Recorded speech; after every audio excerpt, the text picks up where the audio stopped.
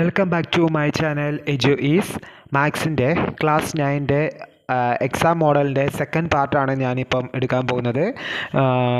എല്ലാവരും എൻ്റെ ക്ലാസ് കാണുക, സപ്പോർട്ട് ചെയ്യുക. നമുക്ക് വേഗം ക്ലാസ്സിലോട്ട് പോകാം. ഇനി എത്രാമത്തെ ചോദ്യമായിരുന്നു? നമ്മൾ കഴിഞ്ഞ ക്ലാസ്സിൽ വരെ എത്രയായിരുന്നു? 7 ചോദ്യമായിരുന്നു ചെയ്തിരുന്നത്. ഇനി നമ്മൾ 8ാമത്തെ ചോദ്യത്തിലോട്ടാണ് കടക്കുന്നത്.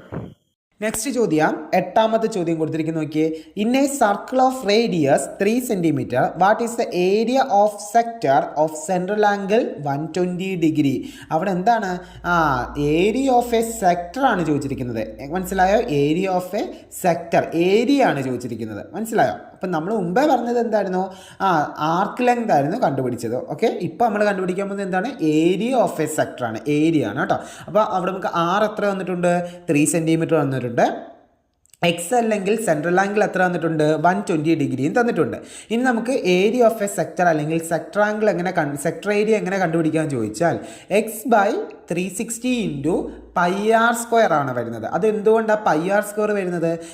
നമ്മുടെ ഏരിയ, സർക്കിളിൻ്റെ ഏരിയയുടെ ഇക്വേഷൻ എന്താണ്? πr² ആണ്. അതുകൊണ്ടാണ് അങ്ങനെ വന്നേക്കുന്നത് കേട്ടോ. അപ്പോൾ x/360 ഇൻറ്റു എന്ത് കൊടുക്കുക? πr². എക്സിൻ്റെ സ്ഥാനത്ത് എത്ര വരും? 120 ഇല്ലേ? 120 divided by 360 into π into r² എന്ന് പറഞ്ഞാൽ ആറിൻ്റെ സ്ഥാനത്ത് എത്രയാണ്? 3 ആണ് ഇല്ലേ? അപ്പോൾ 3യുടെ സ്ക്വയർ. അപ്പോൾ എന്താ? 0യും 0യും നമ്മൾ ക്യാൻസൽ ചെയ്തു. പിന്നെ 12/36 ഇൻറ്റു π ഇൻറ്റു 9 വന്നു. ഇനി നോക്കിയേ, 12ൻ്റെ മൾട്ടിപ്ലിക്കേഷൻ ടേബിളിൽ 36 ഉണ്ട്. 12ൻ്റെ പട്ടികയിൽ 12 എത്രാമതാണ്?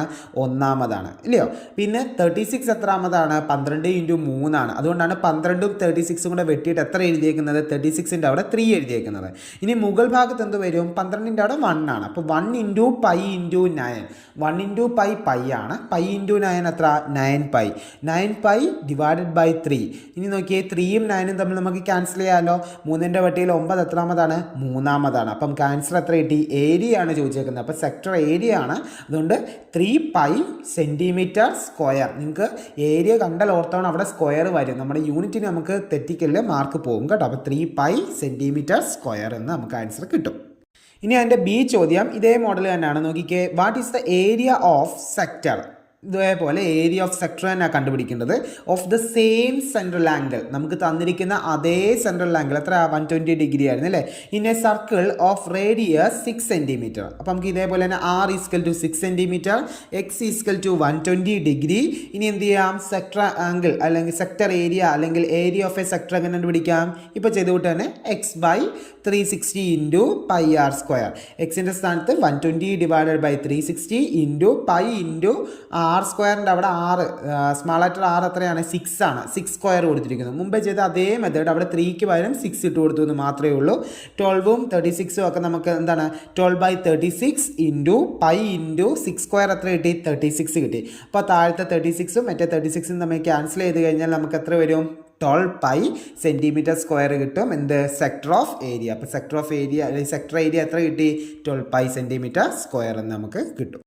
ഇനി നമുക്ക് അടുത്തത് 9ാമത്തെ ചോദ്യമാണ്. What is the perimeter of rectangle? Right perimeter in millimetre. എന്താണ്? നമുക്ക് അവിടെ തന്നിരിക്കുന്ന ഒരു റെക്റ്റാങ്കിൾ കണ്ടോ? ആ റെക്റ്റാങ്കിളിന് എന്താണ്? അതിൻ്റെ ലെങ്ത് എത്രയാണ്? √3 + 1 സെൻറ്റിമീറ്ററും ബ്രെഡ്ത്ത് √3 - 1 സെൻറ്റിമീറ്ററുമാണ്. എങ്കിൽ നമുക്ക് ആ റെക്റ്റാങ്കിളിൻ്റെ പെരിമീറ്റർ കണ്ടുപിടിച്ചൂടെ? നമ്മൾ കൊച്ചു ക്ലാസ്സിലാണ് പഠിക്കുന്ന perimeter of the rectangle = 2 into L + B. അതായത് 2 ഇൻറ്റു Lൻ്റെ സ്ഥാനത്ത് √3 + 1 പ്ലസ് ബിയുടെ സ്ഥാനത്ത് √3 - 1. +1ഉം -1ഉം നമുക്ക് എന്ത് ചെയ്യാം? അത് വ്യത്യസ്ത ഇതായതുകൊണ്ട്, ഓപ്പോസിറ്റ് ഇതായതുകൊണ്ട് ക്യാൻസൽ ചെയ്ത് കളയാം. അടുത്ത സ്റ്റെപ്പ് അപ്പോൾ 2 ഇൻറ്റു √3 + √3. √3 + √3 എന്ന് പറഞ്ഞാൽ എത്ര വരും? നമുക്ക് 2√3 എന്ന് വരും. അപ്പോൾ 2 ഇൻറ്റു എന്താണ്? ഒരു √3 അടുത്ത √3 രണ്ടും കൂടെ കൂട്ടുമ്പോൾ 2√3. അപ്പോൾ 2 ഇൻറ്റു 2 എത്ര വരും? 4 വരും. 4√3 നമുക്ക് ആൻസർ കിട്ടും. അവിടം വരെ വെച്ച് ചെയ്താലും നിങ്ങൾക്ക് ആൻസർ കിട്ടും. പക്ഷെ നമുക്ക് പെരിമീറ്ററിനെ മില്ലിമീറ്ററിലോട്ട് ആക്കണമെങ്കിൽ നമ്മൾ എന്ത് ചെയ്യണം? √3യുടെ വാല്യൂ സബ്സ്റ്റിറ്റ്യൂട്ട് ചെയ്താൽ മാത്രമേ നമുക്ക് അടുത്ത ആൻസർ ചെയ്യാൻ പറ്റത്തുള്ളൂ. അപ്പോൾ √3യുടെ വാല്യൂ നമുക്കറിയാം 1.732 ആണ്. നമുക്കത് 1.7 ഇട്ട് ചെയ്താലും മതി, കുഴപ്പമൊന്നുമില്ല കേട്ടോ. അപ്പോൾ 4 ഇൻറ്റു 1.7 ചെയ്ത് നോക്കുക. അപ്പോൾ 17 ഇൻറ്റു 4 എത്രയാണ്? 68 ആണ്. അപ്പോൾ ഒരു വൺസിൻ്റെ സ്ഥാനത്ത് ഒരു സ്ഥാനം മാറ്റി എന്ത് ചെയ്യുക? ഡെസിമൽ പോയിന്റ് കൊടുക്കുക. അപ്പോൾ എത്ര കിട്ടും? 6.8 സെൻറ്റിമീറ്റർ വരും. അപ്പോൾ പെരിമീറ്റർ ആയതുകൊണ്ടാണ് സെൻറ്റിമീറ്റർ വന്നിരിക്കുന്നത്. ഇനിയും എന്താണ്? 1 പിന്നെ നമ്മൾ എന്ത് ചെയ്യണം, സെൻറ്റിമീറ്ററിനെ മില്ലിമീറ്ററിലോട്ടാക്കണം. അതായത് 1 സെൻറ്റിമീറ്റർ എന്ന് പറയുന്നത് എത്ര മില്ലിമീറ്ററാണ്? 10 മില്ലിമീറ്ററാണ്. അപ്പോൾ 6.8 സെൻറ്റിമീറ്ററിന് നമുക്ക് എന്തോ ചെയ്താൽ മതി, 6.8 ഇൻറ്റു 10 മില്ലിമീറ്റർ, അതായത് 68നെ 10 കൊണ്ട് ഇൻറ്റു ചെയ്യുക. അപ്പം നമുക്ക് 680 വരും. പിന്നെ ഒരു സ്ഥാനമായിട്ട് എന്ത് ചെയ്യുക, ഡെസിമൽ കൊടുക്കുക. അപ്പോൾ 68.0 mm മില്ലിമീറ്റർ എന്ന് വരും. അതായത് 68.0 mm എന്ന് പറഞ്ഞാൽ 68 മില്ലിമീറ്റർ എന്ന് നമുക്ക് ലഭിക്കും. ഓക്കെ, അതാണ് നമ്മുടെ 9ാമത്തെ ആൻസർ. ഇനിയും 10ാമത്തെ ചോദ്യം. In the figure ABCD is A rectangle and triangle BPC is equilateral of side 10 centimetre. എന്താണ്, നമുക്ക് ABCD എന്ന് പറഞ്ഞൊരു റെക്റ്റാങ്കിളിൻ്റെ നടുക്കായിട്ട് ഒരു BPC എന്ന് പറഞ്ഞൊരു ഇക്വലാറ്ററൽ ട്രയാങ്കിൾ കൊടുത്തിട്ടുണ്ട്. ആ ഇക്വലാറ്ററൽ ട്രയാങ്കിളിൻ്റെ ബേസ് അല്ലെങ്കിൽ അതിൻ്റെ ഒരു സൈഡ് 10 സെൻറ്റിമീറ്റർ ആണ് എന്ന് പറഞ്ഞാൽ നമുക്ക് പറയാം PBC എന്ന് പറഞ്ഞതൊരു ഇക്വലാറ്ററൽ ട്രയാങ്കിൾ ആണെങ്കിൽ BC എന്ന് പറഞ്ഞ സൈഡ് 10 സെൻറ്റിമീറ്റർ ആണെങ്കിൽ PBയും PCയും എന്ത് തന്നെ ആയിരിക്കും, 10 സെൻറ്റിമീറ്റർ ആയിരിക്കും. നമുക്ക് അറിയാം ഒരു ഇക്വലാറ്ററൽ ട്രയാങ്കിളിൻ്റെ 3 വശങ്ങളും എന്തായിരിക്കും, തുല്യമായിരിക്കും. ഇനി അതിൻ്റെ ചോദ്യം, find the breadth of the rectangle. ആ റെക്റ്റാങ്കിളിൻ്റെ ബ്രെഡ്ത്ത് കണ്ടുപിടിക്കണം. അതിൻ്റെ B ചോദ്യം, അതിൻ്റെ ആ ഒരു റെക്റ്റാങ്കിളിൻ്റെ ഏരിയ കണ്ടുപിടിക്കണം. വളരെ വളരെ ഇമ്പോർട്ടൻ്റ് ആയിട്ടുള്ളൊരു ചോദ്യമാണ് അത് കേട്ടോ. അപ്പോൾ നോക്കിക്കേ, ABCD എന്ന് പറഞ്ഞൊരു റെക്റ്റാങ്കിൾ, അതിന് നടുക്കായിട്ട് PBC എന്ന് പറഞ്ഞൊരു ട്രയാങ്കിൾ വന്നിട്ടുണ്ട് അല്ലേ. അപ്പോൾ PBC is an equilateral triangle, therefore PB is equal to എന്താണ്, PC is equal to BC is equal to എത്രയാണ്, 10 സെൻറ്റിമീറ്റർ ആണ്. അതായത് BC എന്ന് പറഞ്ഞത് ആ 10 സെൻറ്റിമീറ്റർ ആണ് അവിടുത്തെ എന്ത്, നീളം അല്ലെങ്കിൽ ലെങ്ത് ഇല്ലയോ. പക്ഷെ നമുക്ക് ബ്രെഡ്ത്ത് എത്രയാണെന്നറിയാവോ, ഇല്ല. അപ്പോൾ ഞാൻ എന്തോ ചെയ്തു, ആ എന്താണ് P കണ്ടോ, Aയ്ക്കും Dയുടെയും ഒരു മിഡ് പോയിന്റ് എന്നുള്ള രീതിയിൽ P കണ്ടില്ലേ. അപ്പോൾ ആ Pയിൽ നിന്ന് സ്ട്രെയിറ്റ് ആയിട്ട് ഒരു പെർപെൻഡിക്കുലർ ലൈൻ അങ്ങ് എന്ത് ചെയ്തു, വരച്ചു. അതായത് BCക്ക് സെൻട്രലായിട്ട്, അതായത് ADയുടെ സെൻട്രലായ Pയുടെയും BCയുടെ സെൻട്രൽ ആ ഭാഗത്തോട്ട് എന്ത് ചെയ്യുന്നു, ഒരു പെർപെൻഡിക്കുലർ ലൈൻ വരച്ചു കഴിഞ്ഞാൽ എന്താണ്, അത് ഞാൻ വരച്ചത് ആ ഒരു ട്രയാങ്കിളിൻ്റെ എന്താണ്, ഹൈറ്റ് ആണ് അല്ലേ, ഹൈറ്റ് H ആണ്. അപ്പോൾ ആ ഒരു H, അതായത് ആ നടുക്കൂടെ വരച്ചിരിക്കുന്ന അതേ ലൈൻ തന്നെയായിരിക്കും, അതേ നീളം തന്നെയായിരിക്കും CD അല്ലെങ്കിൽ DC എന്ന് പറഞ്ഞാൽ നമുക്ക് ആ കിട്ടിയിരിക്കുന്ന എന്താണ്, റെക്റ്റാങ്കിളിൻ്റെ ആ ഒരു സൈഡ് അല്ലയോ. അപ്പോൾ height of the equilateral triangle equal to side of എന്താണ്, DC എന്ന് പറഞ്ഞാൽ DC എന്താണ്, ആ റെക്റ്റാങ്കിളിൻ്റെ ബ്രെഡ്ത്ത് ആണ് അല്ലേ.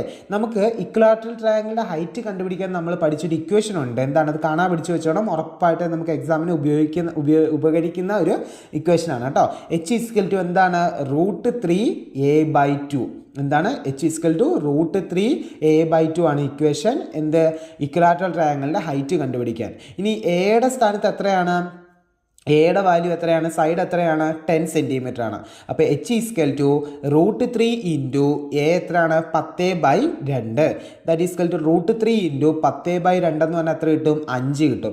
√3 ഇൻറ്റു 5 എത്രയാണ്, 5 √3 സെൻറ്റിമീറ്റർ. അതാണ് ആ ഇക്വലാറ്ററൽ ട്രയാങ്കിളിൻ്റെ എന്ത്, ഹൈറ്റ്. പക്ഷെ നമുക്ക് ഇക്വലാറ്ററൽ ട്രയാങ്കിളിൻ്റെ ഹൈറ്റ് അല്ലല്ലോ വേണ്ടത്, നമ്മളോട് ചോദിച്ചിരിക്കുന്നത് എന്താണ്, റെക്റ്റാങ്കിളിൻ്റെ ബ്രെഡ്ത്ത് ആണ്. അപ്പോൾ ഇക്വലാറ്ററൽ ട്രയാങ്കിളിൻ്റെ ഹൈറ്റ് തന്നെയാണ് എന്ത്, റെക്റ്റാങ്കിളിൻ്റെ ബ്രെഡ്ത്ത്.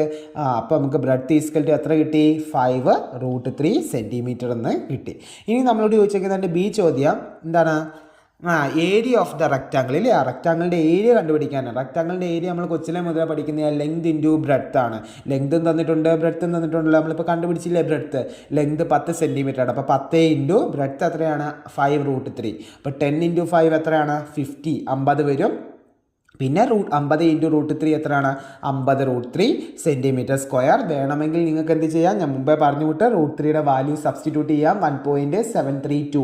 അപ്പോൾ 1.732 ഇൻറ്റു 50 എന്ന് പറഞ്ഞിട്ട് നിങ്ങൾ ആൻസർ ഫൈനലൈസ് ചെയ്ത് കണ്ടുപിടിച്ചാൽ ഒന്നുകൂടെ നല്ലതായിരിക്കും. പക്ഷേ ഈ 50 √3 വരെ എഴുതി വെച്ചാൽ നിങ്ങൾക്ക് ഫുൾ മാർക്ക് കിട്ടും. അപ്പോൾ 50 √3 സെൻറ്റിമീറ്റർ സ്ക്വയർ എന്ന് പറഞ്ഞാൽ കിട്ടും. ഇത്രയാണ് ഞാൻ മോഡൽ ക്വസ്റ്റ്യൻസ് ആയിട്ട് നിങ്ങളുടെ മുമ്പിലായിട്ട് അവതരിപ്പിച്ചത്.